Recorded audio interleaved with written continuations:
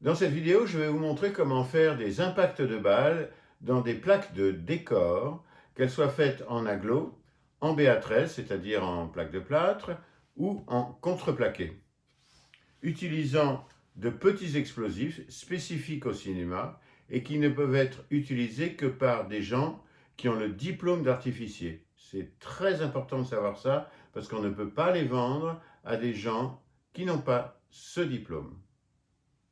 Donc quand le décor est mis en place, en général, les artificiers arrivent et font des trous à l'intérieur des plaques de décor, alors selon l'épaisseur du décor évidemment, hein.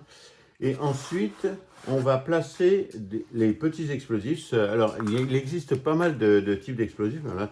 On va utiliser un explosif de cette taille-là et nous allons le mettre comme si nous étions dans le décor. Donc là, on le place comme ceci, avec un pistolet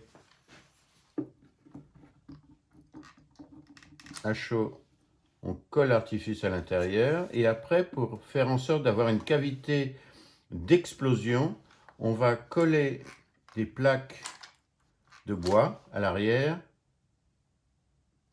pour faire comme une chambre de compression, ce qui fait que il sera obligé à l'explosif de sortir la force par le côté qu'on ne voit pas actuellement, parce qu'elle est totalement lisse, ce qui donnera l'impression qu'on a véritablement tiré dans le mur.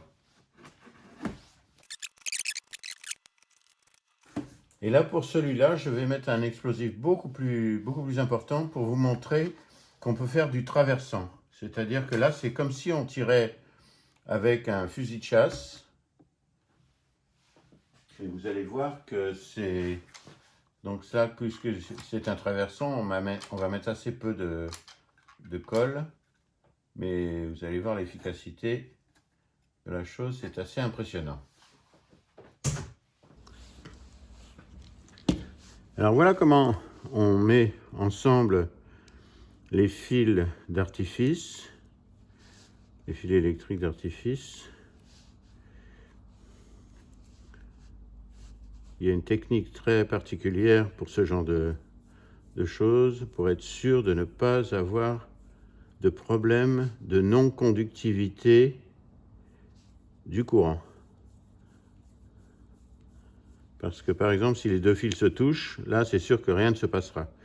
Alors que là, quand on torsade les deux fils et qu'ensuite après on torsade en sens inverse les deux fils, on se retrouve avec un petit morceau comme ça. Je ne sais pas si on voit bien à la caméra, mais au moins c'est solide. Et en plus de ça, on est sûr que les fils ne vont pas se toucher. Et bien maintenant, tout a été raccordé pour faire en sorte que nous faisions les impacts de balles. Surtout, n'oubliez pas de mettre un casque parce que ça fait beaucoup de bruit. Et surtout pour les acteurs, vous faites mettre des bouchons pour les oreilles. Ainsi que pour les techniciens. Attention. 3, 2, 1...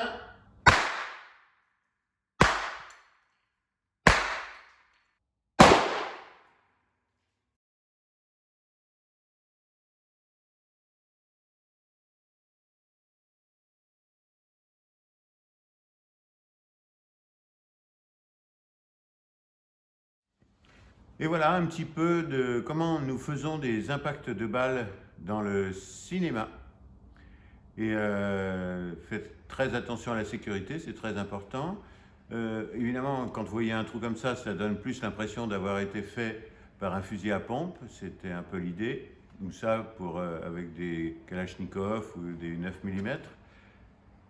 Nous avons aussi d'autres systèmes pour faire des impacts de balles à base de poussière et d'étincelles, comme vous pouvez voir actuellement. Des billes de poussière et des billes étincelles. Et tirer.